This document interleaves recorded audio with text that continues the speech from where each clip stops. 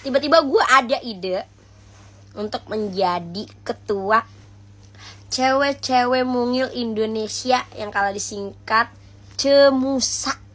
CEMUSA, cewek-cewek mungil Indonesia. Ingat, kita ini mungil, bukan kurus, bukan kecil, bukan begeng, mungil. Seperti Mbak Yuni Sarah. Kita ini adalah cewek-cewek berpinggang kecil yang kalau diukur hanya selebar piring nasi padang.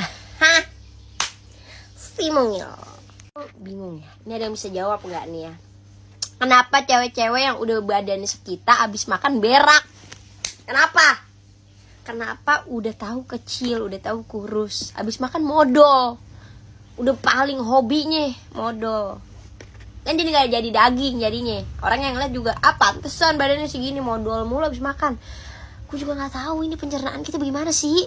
Ada gak yang sama? Cewek-cewek mungil Indonesia, tolong komen.